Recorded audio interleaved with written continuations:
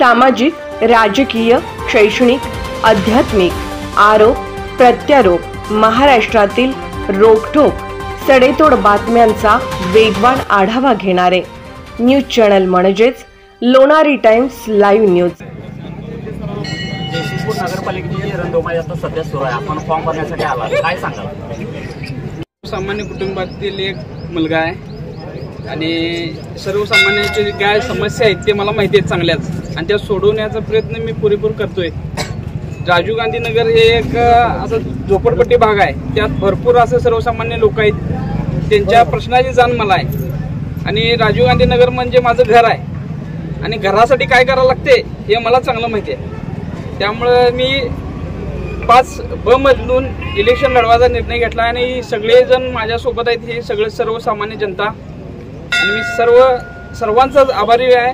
तिथं माझ्या भरायसाठी फॉर्म भरायसाठी माझ्या संकट जे आलेत त्यांचा सर्वांचा आभार आहे। आणि मी खास करून भाजप, काँग्रेस, स्वाभिमानी आणि आमचे मित्र पक्ष सर्वांचाच आभार आहे। आम्हाला त्यांनी संधी दिली आहे, त्यांचा पण मी आभार आहे।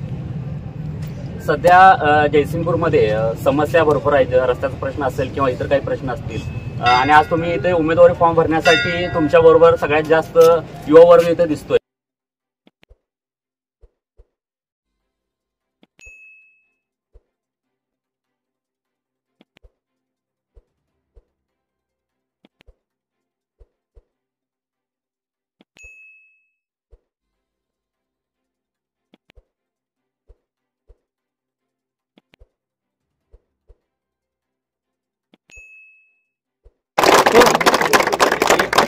इकडे ह्यांच्याकडे द्या।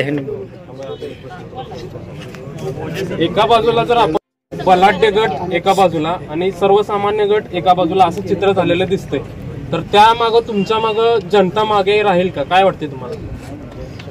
जनता हे पैशाच्या बाजूने नसते कधीच, जो प्रामाणिकपणे काम करतोय त्याच्या पाठीमागे जनता असत्या, आणि तुम्हाला या इलेक्शनला निकालावर कळून जाईल। मी आता काय बोलणार नाही, तुम्ही निकाल बघितल्यावर तुम्हाला कळेल।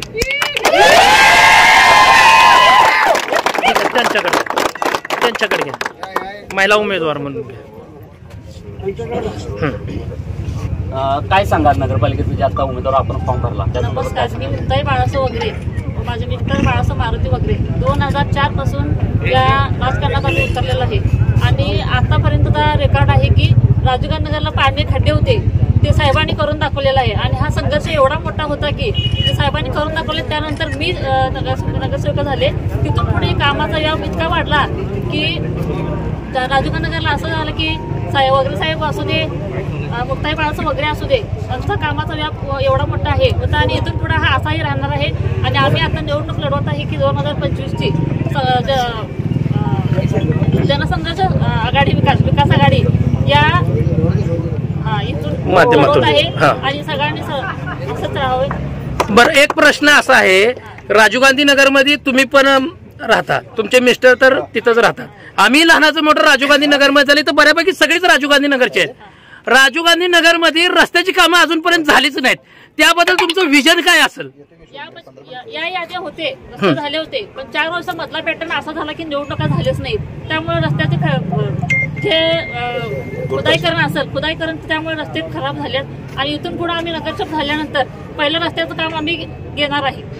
बर, नगरपालिकेच्या शाळा खरं तर सर्वसामान्यांचे नागरिक, गोरगरीब कुटुंबातील विद्यार्थी लहान जे असतात शाळेला जातात पहिलीपासून ते हायस्कूल पर्यंत, नगरपालिकेच्या शाळेची अवस्था जयसिंगपूर शहरातल्या बेकार झाल्यात।